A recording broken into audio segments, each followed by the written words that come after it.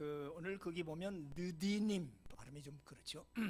네세님, 영어로 네세님, 느디님 사람들이라는 이 단어를 잘 좀 기억을 해보세요. 이 모세 율법에도 있지만은 전쟁에 나아가서 적을 부시고 전리품을 가져오지 않습니까? 그때 이제 쓸만한 포로들을 잡아와요. 왜냐하면 데려다가 이제 종을 삼으려고.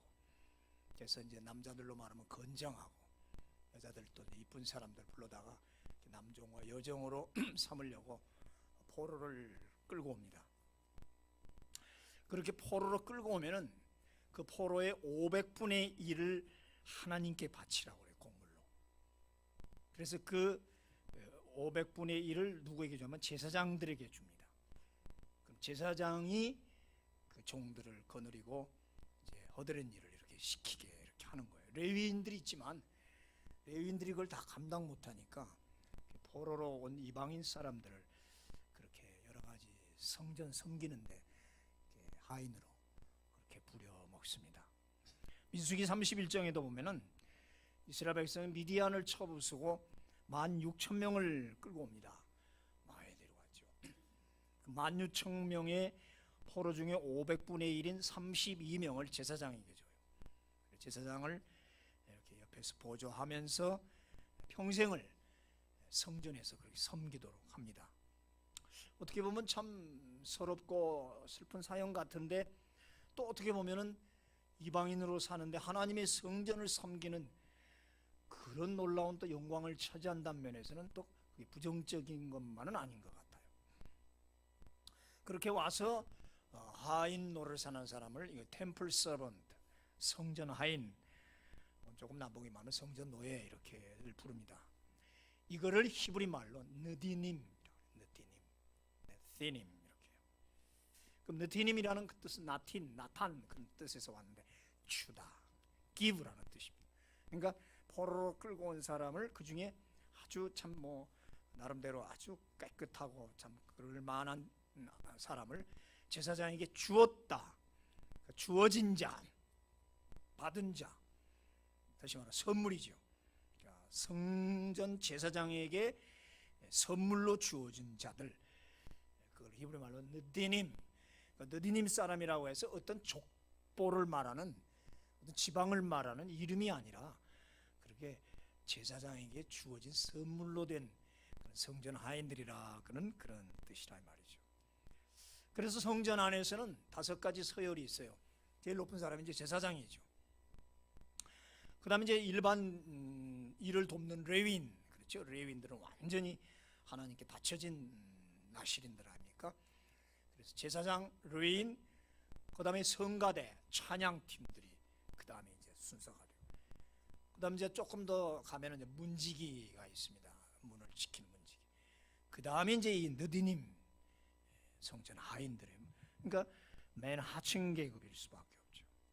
그래서 이 느디님은 제사장 밑에서 잡일을 합니다. 이를테면 장작 패는 일, 그 다음 불 피우는 일, 그 다음에 소나 양을 잡아서 옆에 거들고, 얼마나 그 해체 작업하려면 힘들겠어요. 이거 다 거들고, 그 다음에 이제 물기로 오고, 그 다음 부삽 등 각종 제사 도구를 챙기고, 그 다음 제사 다 끝나면 이제 짐승의 똥이나 그런 태운 채들 그거 갖다가 다 이렇게 버리는 이런 하찮은 일에 종사를 하죠. 그렇게 하다가 오랜 세월이 지나가면 이 사람들에게 특혜가 주어져요. 원하는 사람은 그 중에 이제 뽑혀서, 원하는 사람은 이스라엘 백성, 유대인으로 귀화할 사람 손들어라 이거예요. 외국 사람들 오면 얼마 있다가 귀화하잖아, 한국인으로. 한국 시민권을 받잖아요. 그렇게 해서 그렇게 아주 성실한 사람, 꼭 정말 이 사람은 유대인과 같다는 사람을 뽑아서 귀화를 시켜줘요. 그래서 정식으로 귀화가 돼서 정식 성전 봉사자로 이제 등록이 오르는 거죠. 등록되고 이스라엘 선민의 위치, 그 신분으로 보장을 해줍니다. 그러니까 끌려온 노예, 끌려온 포로가 정식 하나님 백성 유대인의 시민권을 받으니까 상당한 신승상승이죠. 그래도 옛날에 종들 중에 특별히 그렇게 해서 양반으로 신분 상승해 준 사람들이 있지 않습니까? 그래서 지금도 가면은 유대인들 중에 이런 과거의 느디님 사람들이 이렇게 섞여 살면서 이제 막 혼합돼 가지고 많이들 있다고 합니다. 자, 바벨론이 이제 끌려갔던 포로들이 70년 있다가 하나님이 이제 페르시아를 들어서 바벨론을 부시죠. 바벨론은 망하고 페르시아가 등장을 합니다.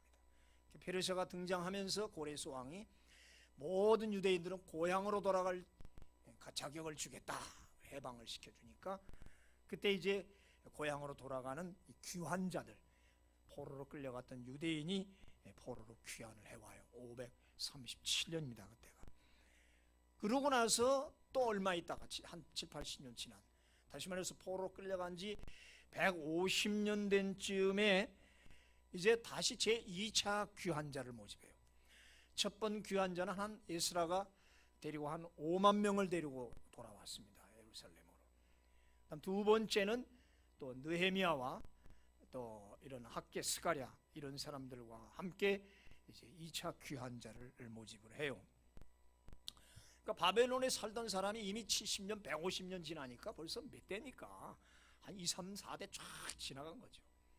그러니까 1세대, 2세대는 어느 정도 고향을 알고 성전도 알고 제사가 뭔지 알고 하나님 뭔지 아는데 이방 땅에서 3, 4대로 지나가니까 이건 잘 모르는 거예요. 그리고 거기서 정착하며 살고 나름대로 직업도 갖고 다 이렇게 정착해서 잘 사는데, 그러니까 이민자의 특성이 그거거든요. 저도 이제 외국에 살아봤지만은 벌써 우리 아이들 때만 해도 좀 난데 이거 1.5세라고 그래. 2세, 3세 가면은 몰라요. 고향이 어딘지. 애들을 굳이 이제 필요해서 한번 한국에 데려와서 좀 경주나 이런 데를 돌아보면 아, 우리나라 대한민국 이런구나 하고 한번 현장 답사를 시켜주면 그때 알지만 그다음에 고공 안 하면 모른다. 언어 바꿨지, 영어만 할 줄 알지, 한국만 모르죠. 대한민국이 뭐 어디 있는지도 모르고 다 잊어버리는 거죠. 그렇게 그냥 사는 거예요. 그게 이민자의 특성이죠. 고향도 모르고. 그러니까 자기가 사는 데가 고향인 줄 안단 말이에요. 그래서 그들도 이제 다 나름대로 직장 잡고 전업을 해서, 특히 레위인들은 끌려갔어도 레위인들은 오직 성전을 섬기기로 작정된 민족인사 족장들인 그런 족속인데 바벨론 가서 성전이 있어요. 뭐 율법이 있어요. 제사가 있어요. 그러니까 몇 대 지나가니까 모르는 거예요. 성전이 뭔지도 모르고 제사가 뭔지도 모르고 율법이 뭔지도 모르는 거예요. 레위인이면서도 그걸 모르고 사는 거죠. 그게 참 기가 막힐 노릇이죠. 이런 의미에서 우리가 이제 자손들에게 이 신앙 유산을 잘 넘겨줘야 돼요. 이단이 우리가 죽고 난 다음에 우리 아이들 2세, 3세들이 과연 우리의 이 뜨거운 신앙을 갖고 있을 수 있을까 생각하면 정신이 바짝 든다고요. 제대로 잘 유지를 시켜야 되겠구나. 그래서 요새 교단에서 우리 특히 고신집 교단에서 통합 예배를 지금 꿈을 다들 지금 격려하고 있어요. 권장하고 있어요. 전 세대가 통합, 올 제너레이션, 유치부부터 노년회까지 몽땅 같이 예배를 드리자. 물론 이제 특별 활동을 하긴 하지만 그렇게 신앙을 전수시켜야지. 따로 예배를 드려놓으니까 애들이 완전히 우리랑 별개로 논단 말이죠. 특히 이민교회 가면 더 그게 심각합니다. 그래서 조상들의 신앙과 그 정신 사상을 이어갈 수가 없는 이런 참 아픈 것들이 있죠. 자, 이렇게 해서 1차 때는 한 5만 명이 따라 나섰는데 80년이 지금 지난 2차 귀환 때 458년인데 사정이 완전히 다르죠. 이미 바벨론 문화에 길들여지고 또 거기에 재미 붙여 사는 2세, 3세의 사람들이 그 부모들이 헌신했던 그 성전 봉사에 대해서 관심이 없는 거죠. 그 말조차도 이미 다 잊어버렸으니까. 그래서 제2차 귀환자를 모집하려고 하는데 안 와요. 아하와 강가에 이제 늘 거기 유대인들이 모이는 어떤 공동 마당이 있는 모양이에요. 우리나라 무슨 광화문 시청 앞처럼. 그래서 무슨 일이 있으면 유대인들은 그 아하와 강가 그 해변 그 강가에 이제 넓은 장소에 모여 있는데, 그래 이제 아무나 아무시에 2차 모집을 하니까 고향 갈 사람들 오라 등록을 해라 하는데 없어요. 얼마 없어요. 그저 겨우겨우 모인 사람이 8천 몇 명밖에 안 돼요. 저 1차에는 5만 명인데 2차 되니까 안 가려고 그러는 거예요. 뭐하러 가? 나 이미 뭐 직업 여기 다 갖고 애들하고 지금 뭐 자손 뭐 다 커가고 다 학교 잘 다니고 있는데 들어보니까 뭐 아유 그 뭐 아직 이스라엘 새로 재건되고 그거 새롭게 뭐 하려면 아유 그 힘들고 안 간다는 거죠. 그래서 겨우 8천 몇 명 모여 있어요. 그러니까 이걸 모든 에스라 학자, 율법학자죠. 에스라가 걱정이 되는 거예요. 지금 사람 손이 모자라고 성전을 짓다가 좀 말고 성벽에 앉아져가지고 성전만 댕그러니 있는 데다가 성벽도 없이 이건 뭐 완전히 무방비 상태인데 성벽을 쌓고 해야 되는데 사람 손이 모자란단 말이에요. 그러면 그렇게 유대인들도 안 간다고 하는데 이 느디님 자손들 평생 성전 봉사 장작 패고 물 깃고 재 갖다 버리고 그런 일만 허드렛말 하던 그 자손들이 가고 싶겠어요? 아버지 어머니도 고생 직사하다가 이거 왔어요. 우리 이제 자유 없고 우리도 이제 바벨론에서 나름대로 이렇게 잘 사는데 이제 내가 뭐하러 이스라엘 땅 예루살렘에 가서 그 성벽 쌓고 벽돌 쌓고 우리 조상한 것으로 만족하자. 유대인들도 안 가는데 뭐 우리는 뭐 우리 특별한 책임 없다. 그렇죠. 그 사람들 워낙 이방인이었으니까. 본토 유대인도 안 가고 가야 할 레위인도 안 온 거예요. 레위인들은 와야 할 거 아니에요. 레위인들은 그 사람들은 사명이 워낙 성전 봉사자들이니까 레위인도 안 오는 거예요. 그러니까 그 사람들은 뭐 그렇게 죠 말이 예루살렘 성전 우리가 무슨 상관인가? 우리 이미 자유인이야. 더 이상 난 당신들의 종 아니야. 이래도 누구도 말할 수가 없는 거죠. 자, 그래서 에스라가 지금 심각한 거에 걱정이 되는 거예요. 야, 이렇게들 안 가려고 하는구나. 성전 성벽 싹으로 가자니까 안 나서는 거죠. 근데 앞에 2장에 보면은 1차 때 성전 귀환자들 명단에 보면 참 뭐 많았거든요. 거기서 그 느디님 지금 말하는 이 성전 하인들 그 계급 그 족속들 35가정이 나와요. 390명. 5만 명 중에 성전 하인들 자손들이 가겠습니다. 우리 아버지 어머니 할아버지 한 것처럼 우리도 하겠습니다. 사실 책임 없어요. 네. 기분 나빠서도 안 갈 거예요. 얼마나 우리들이 조상들이 고생했는데. 근데 35가정 390명이 되는데 그 35가정 가정별로 쭉 이름이 나와요. 존귀한 하나님의 성경에 그 끌려온 포로 이방인 성전 하인들의 이름이 다 나온다고. 이게 참 우리 벌로 볼 게 아니에요. 그랬어요. 자, 그래서 너무 이제 안타까운 에스라가 11명의 족장들을 불렀어요. 지도자들을 불러서 오늘부터 말 타고 페르시아 전국을 돌아다녀라. 그래서 소리를 지르고 방을 써붙이든지 해서 모아와라. 이 말이 아니다. 아니 다른 사람도 아니고 레위 사람들이 하나도 안 오니 어떡하냐. 레위 사람들을 좀 찾아봐라.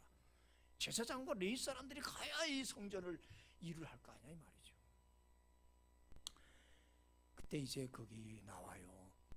17절에 느디님 사람들에게 할 말을 일러주고 우리 하나님의 성전을 위하여 섬길 자를 데리고 오라. 특히 그 느디님 족속들 자손들이 있으면 가서 말을 해서 하나님의 성전 당신의 조상들처럼 가서 일 좀 같이 봉사하자고 한번 말해봐라. 할 말을 일러주고 무슨 말이었는지 모르지만 가서 그렇게 말을 하라고 했어요.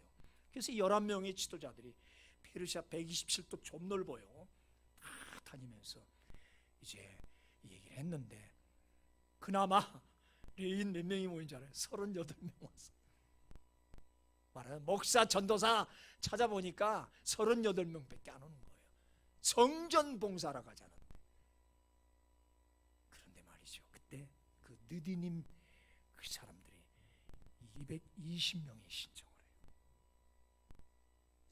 참 여기서 은혜가 되는 거예요. 또 정작 주의 종들을 부르니까 목사 전도사 사역자 장로 권사들은 안 오고 그냥 쉽게 말합니다.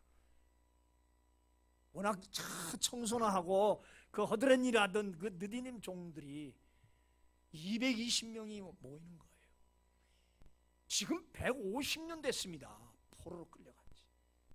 몇 대가 지나갔습니까? 이조 시대 때 얘기예요. 이거는 이조시대 때 우리 조상들이 한 거야 나하고 무슨 관계냔 말이지.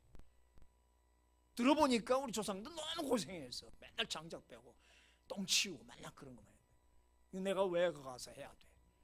레인도 안 가잖아. 제사장도 안 가잖아. 38명? 호부? 안 그랬어요. 그런데 어떻게 설득을 당해서 무슨 말 먹었는지 220명이 손을 들고 자원해서 아화 강가에 모여들더라 이거예요. 당시 느디님 사람들이 흩어지는 걸 보니까 거기 나와요. 본문 17절에 가시비아라고 나오죠. 가시비아. 영어로 그대로는 카시피아예요. 카시피아. 어디예요? 카스피에. 아프가니스탄에 있는 큰 바다 하나 있죠. 카스피아. 거기에 석유 매장량이 세계 최고로 많이 있다고 그러잖아요. 야, 카시피까지가 사는구나. 그러니까 중앙아시아, 이란, 더 넘어서 아프가니스탄, 중앙아시아까지 퍼져나가 살고 있단 말이에요. 수천 킬로 밖에까지 이미 갔어.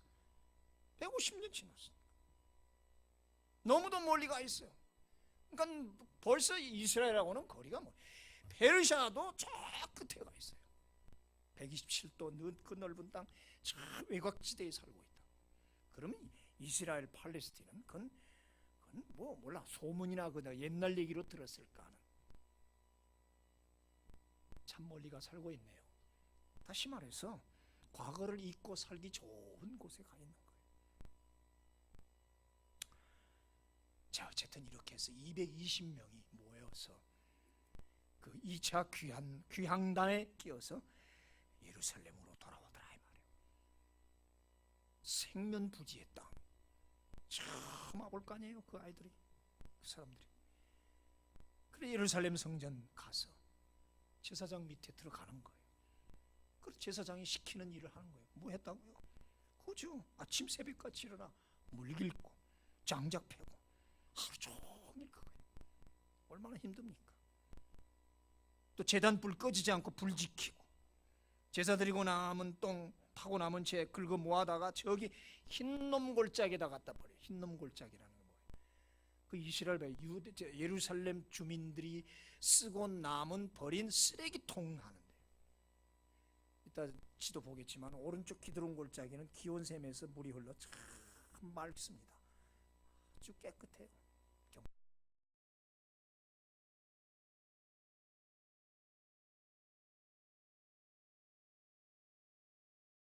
지도 좋고 나무도 우거지고.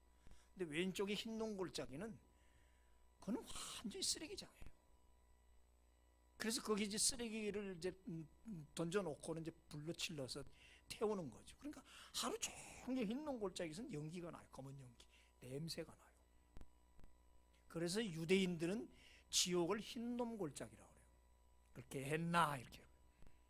흰놈 골짜기. 지옥이라고 그렇게 표현해요.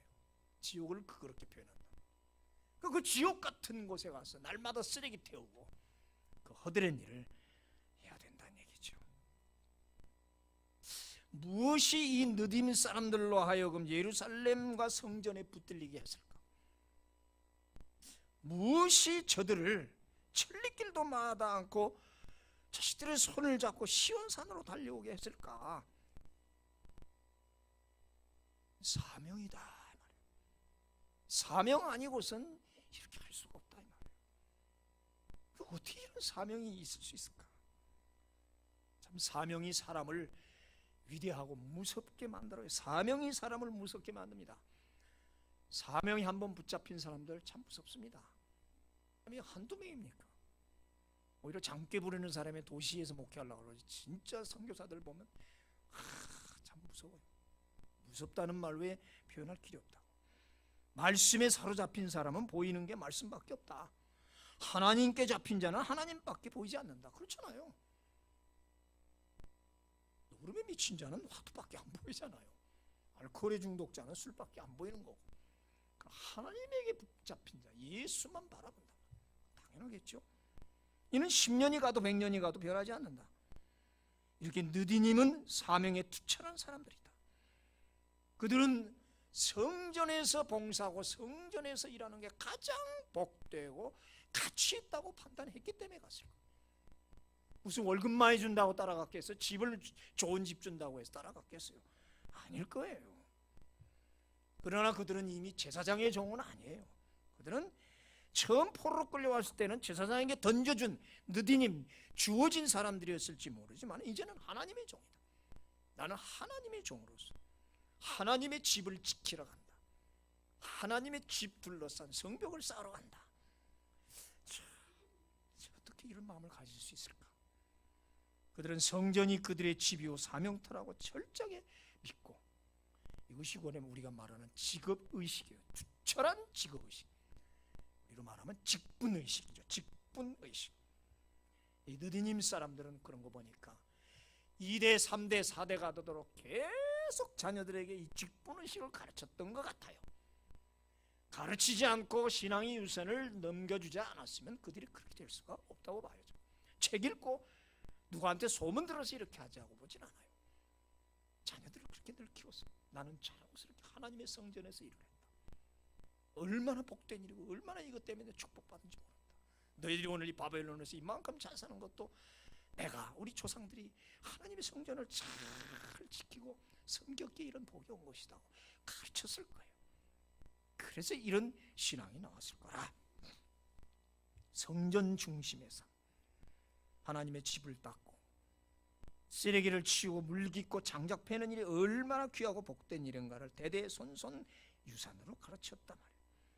그러니까 100년이 지나도 여전히 후세들은 선조들이 그 사역을 기꺼이 이어받을 수 있었다.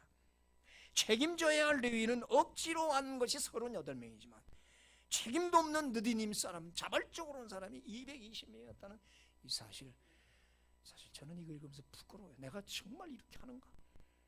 난 여러분들 어저께도 와서 하루 종일 파다듬고 뭐냐 마파 두부 또 뭐 하고 또 바깥에서 우리 추운데 저 또 그냥 추리 저거 만든다고 얼마나 추운데 고생해서 저렇게 내가 병신도면 저렇게 할까? 나 꾀부릴 것 같아. 목사니까 그냥 겨우겨우 하는 게 38명이 들어가나 봐 나는. 근데 자발적으로 여러분들은 하잖아요. 자발적으로 이때까지 이렇게 해왔잖아요. 근데요, 이 에스라 아까 말한 2장의 느디님 그 35가정 사람들 이름들이 나오는데 참 재밌는 건요. 그 이름들이 말이죠. 너무너무 생소하고 쉽게 말하면 천박스러워요. 예를 들어서 거기 2장에 보면은 시하라는 이름이 나오는데 시하 뜻이 뭐예요? 말라깽이. 이름을 말라깽이라고 줬어요. 못 먹어서 그랬는지. 하수바라고는 하수바는 맨몸땡이. 벌거숭이라 벌거숭이. 우리 옛날 뭐 꾀복쟁이로 꾀복쟁이. 하가바 메뚜기. 이름이 하가 메뚜기예요. 유재석인가? 게로스 절름발이. 할홀 깔까마귀. 하그바는 곱사등이. 하르사 벙어리. 참. 어떻게 인간의 이름을 이렇게 천덕스럽게 지을 수 있을까? 우리나라도 옛날에 종들 뭐 개똥아 뭐 그래요. 그렇죠? 꼭새야 돌새야 뭐 저런 멍청이는 멍맹이 뭐 신약에도 보면 종노예 이름이 많이 나와. 니게르가 나오는데 흑인이라는 뜻 니그로라고 그러죠. 사실 니그로가 니게르에서 나온 말이에요. 오네시모, 우르바노, 스다고 다 이건 노예 이름들이에요. 근데 로마서 16장에 다 그 이름이 들어가 있죠. 하나님의 성전을 섬기는 존귀한 자들. 자, 이름은 이렇게 천박스러운 상놈의 이름들을 갖고 있지만 하나님은 그 이름을 에스라 2장에 다 35가정이 다 기록했어. 영원토록 우리 이 육신의 세상에 있는 이 책도 하늘나라 생명록에 오죽하겠어요. 구약 율법 시대의 느디임은 분명 종이었어요. 그때는. 그러나 신약 시대에 오면 이제는 그들은 종이 아니라 아들이라고 그러죠. 하나님의 양자로서 아빠 아버지라고 부른다고 그랬어요. 예수 안에서 그들은 신분과 혈통을 뛰어넘는 거죠. 유대인이나 헬라인이나 스구디안이나 야만이나 다 하나님의 자녀라. 그리스도의 종 느디님. 아까 얘기했지만 그 이름도 없는 그냥 박가라는 이름만 있었어요. 그 박세향의 조상이. 백정의 아들 선교사님을 만나서, 그래서 어떻게 친해지게 되고, 다 죽을 병에 걸렸는데 선교사님이 그 아이를 얼마나 극진히 잘 보살펴서 살려내가지고, 그래서 기독교 세례를 받고 가족들을 구원을 하고, 그래서 백정들이 많이 몰려와요. 지금 롯데 호텔 옆에 아사원이라고 있었는데, 중국집, 거기가 바로 그 워낙 교회가 있었어요. 교회에서 난리가 나서 양반들이, 상놈들이, 백정들이 와서 예배를 드리니까 교회가 막 싸움이 났어요. 저런 사람하고 우리 예배 못 드린다고. 기가 막힐로 그랬어요. 옛날 그랬어요. 막 그걸 불신이라고 선교사님이 상당히 힘들어했죠. 그래서 갈라졌어요, 결국. 그래서 그 하층 신분들이 모여서 나간 교회가 성동교회예요. 그리고 지금 양반들만 모이는 교회는 나중에 쪼개서 지리멸렬 없어지면서, 그래서 다시 이제 합쳐지게 되죠. 대한민국 최초의 바로 장로님이 왕족하고 백정의 아들이었단 말이죠. 이게 기독교의 특징 아닙니까?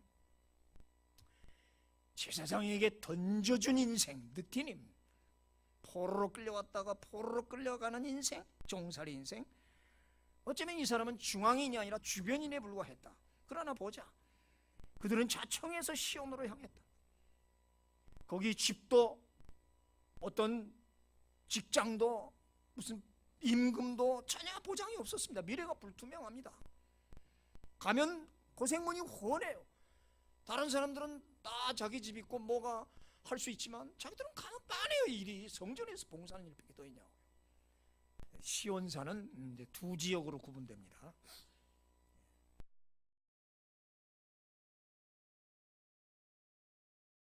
해발 700m예요. 시온산, 지금 예루살렘이 그렇게 크진 않습니다.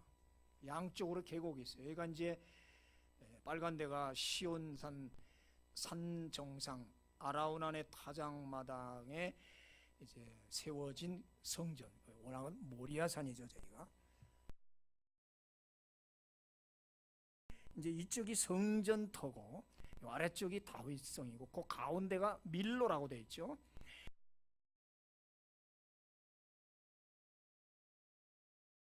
그 우리 테라스 있죠. 테라스 앞에 히브리 말로 밀로라고 그래요. 성경에 많이 나옵니다. 솔로몬이 성전을 짓고, 저 초록색 쪽이 성전터인데, 그 남쪽 끝에다가 테라스를 만들었어요. 밀로를 건축했다고. 그 테라스 바로 밑이 다윗성이에요. 다시 또 보면은 이 지금 보이는 게 이 성이 지금 다윗성이에요. 다윗 왕궁이 있는 초기의 예루살렘의 모습이에요. 요 위에다가 이제 성전을 짓고, 그 가운데 보니까 오펠이라고 써 있죠. 오펠. 성경은 오벨, 영어로 오펠이란 뜻은 요새, 높은 곳, 떠오르는 곳, 높은 곳, 언덕, 힐이란 뜻이에요. 힐이란 뜻이 오벨, 오펠이란 말이에요. 또 보는 거예요. 여기 다윗성이 가운데 이제 성이 있는데, 그 위쪽에 성전 마운트가 있죠. 성전 옵니다. 예루살렘이 지금 저렇게 되어 있는데, 여기가 성전이 여기가 있고, 그 빨간 이 부분, 여기가 오펠, 바로 이 느디님 사람이 저기 가서 거하는 거예요. 성전터 안에는 아무도 살 수 없습니다. 저거는 그건 제사장들만 거할 수 있어요. 모든 유대인은 성전 밖에 사는데, 가장 가까운 곳 바로 성전 옆에다가 줬어요. 당신들 여기 살아라.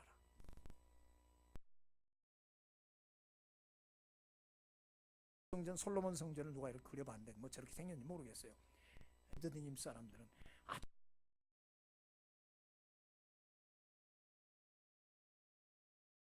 여기가 바로 느디님 사람이 사는 오펠 언덕. 지금의 예루살렘 저 위가 성전, 그렇죠?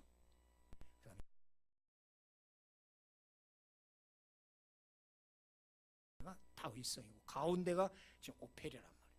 저렇게 성전과 다윗성 사이에 언덕, 기드론 골짜기 언덕, 가장 전망 좋은 곳. 가장 전망 좋은 곳. 오펠이라는 뜻은 the best view, 비유 좋은데 거기 하나님이 거기다 정착을 시켰어요. 지금 유적지 가보니까 고고하게 증명을 해요. 지금 이제 그 유적지가 남아있는데 저기 전부 오펠, 느디님 사람이 살던 곳이에요. 가만히 가서 조사해보면 집들이 좋아요. 잘 꾸며졌어요.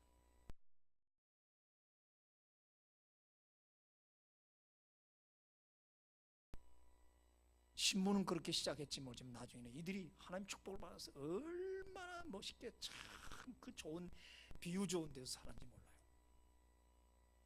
LA 가면 할리우드이라는 데가 있어요. 들어보시죠. 할리우드 영화 배우들 사는데 할리우드 뒷산이 있어요. 노스 할리우드 벨 에어라는 그 동네가 있는데 그 올라가면 좋아요. LA가 전체 로스앤젤레스가 보여요. 그리고 벨에어 그 산에 배우들이 다 살아요. 유명한 미국의 배우들이 거기 아니면 말리부 해안에 살아요. 할리우드라는 글씨가 이렇게 써 있어요. 참 좋아요. 베버리 힐스가 바로 거기 밑에 있어요. 참 거기가 올라가보면 참 부러워요. 얼마나 집들이 좋은지. 전부 $1,000,000라고. 그리고 그 윗꼭대기는 이 스카이라인 도로가 있는 게 멀홀랜드 드라이브라고 그래요. 젊은 애들이 사랑을 속삭이려면 멀홀랜드 드라이브로 올라가라 그래요. 젊은 애들이 차를 타고 그 벨리어 그 할리우드 뒷산에서 드라이브하면서 사랑을 고백하고 그래 프로포즈한다고. 난 그 생각이 드는 거예요. 가장 좋은 곳, 그냥 자고 일어나면 바로 성전으로 들어갈 수 있는 성전 옆에, 그리고 다윗성, 그 아무나 살 수 없는 다윗성 그 중심에 살게 했어요. 그 유적지들 보면 이 기둥들을 보면요 다른 데서 없는 기둥이에요. 이런 거.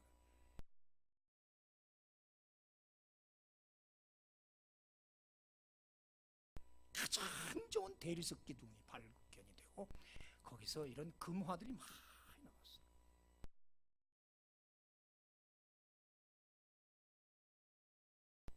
이 사람도 참 축복받고 살았구나. 참 축복받고 살았구나. 성전 앞에 테라스 그 밑에다가 가장 좋은 땅. 거기 올라서면 참 유대 남쪽 들판이 보이는 가장 전망 좋은 the best view 오펠 언덕. 거기에 느디님 이 성전 하인들이 살았더란다 말이죠. 헬라식으로 말하면 아크로폴리스라고 그러죠.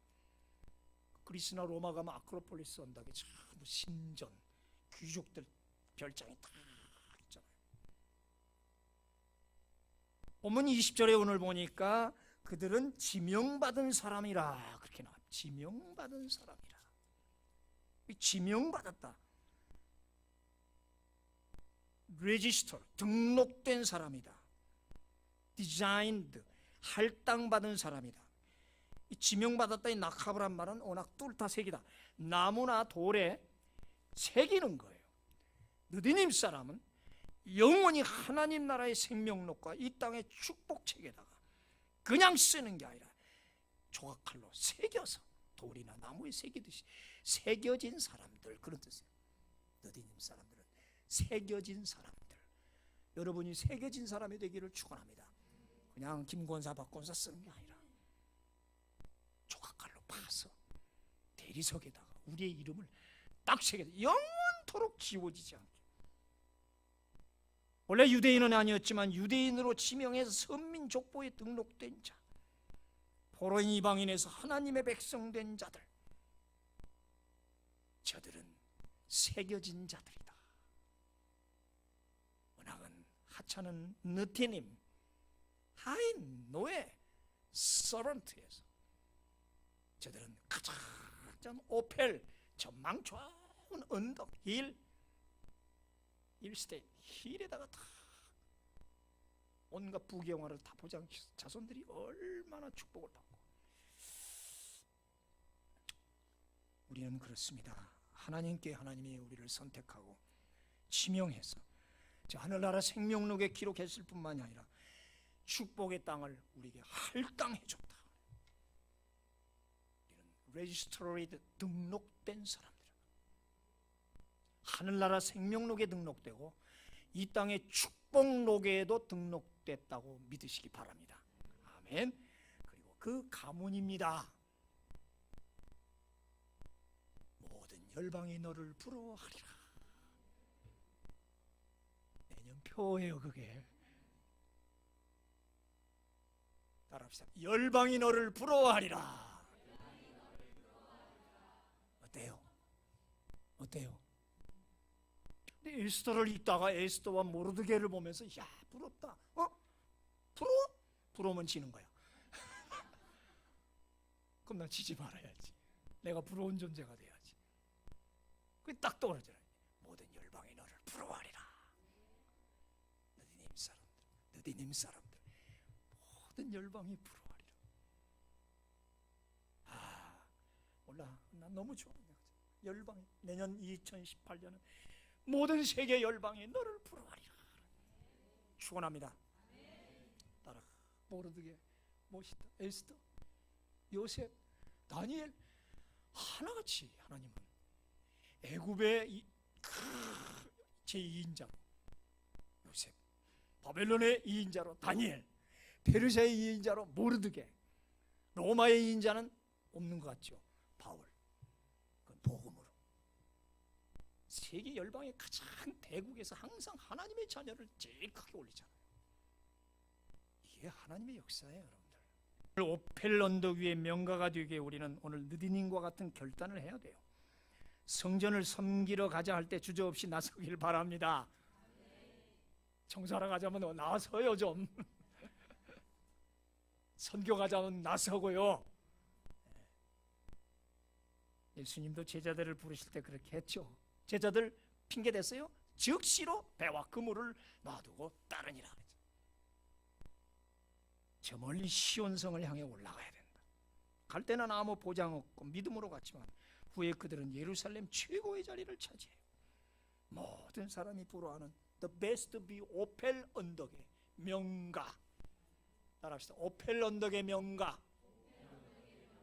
여러분의 가정과 가문이 그렇게 되기를 축원합니다. 지금까지는 어떻게 살았든지, 지금까지는 내가 포로로 끌려온 별 수 없는 이방인에 불과한 하찮은 하인이었지만 이제부터는 나로부터는 아멘. 여러분으로부터는 오펠 언덕 위에 명가가 되기를 축원합니다. 아멘. 될 줄로 믿습니다.